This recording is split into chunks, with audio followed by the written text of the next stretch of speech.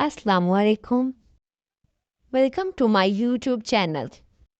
अगर आपने मेरे चैनल को सब्सक्राइब नहीं किया तो सब्सक्राइब करें और लाइक करना ना भूलिएगा। आज मैं आपके साथ 10 किलो अचारी चना पुलाव की रेसिपी शेयर करूंगी। इसके लिए मैंने एक पतीले में 2.5 किलो तेल ऐड किया है। इसमें मैंने 2 किलो प्याज ऐड किया है।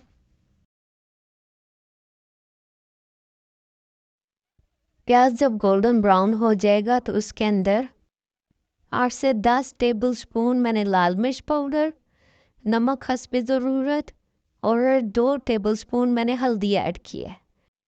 इसके अंदर मैंने 2 किलो टमाटर ऐड किए हैं। फिर इसमें मैंने 2 किलो चने बॉयल हुए हुए ऐड किए हैं। अब इसको मैं 5 से 10 मिनट तक पकाऊंगी। चनों की अच्छी तरह से भुनाई की है। जब ये अच्छी तरह से भुन गए तो इसमें मैंने लहसुन अदरक का पाउडर शामिल किया है। 1 पैकेट बिरयानी मसाले का भी ऐड किया है। इसमें 2 किलो अचार भी ऐड किया है। फिर इसमें मैंने 2 किलो आलू भी ऐड किए हैं। इनको भी अच्छी तरह से भूनूंगी। अच्छी तरह से भून के इसके अंदर मैंने पानी ऐड किया है।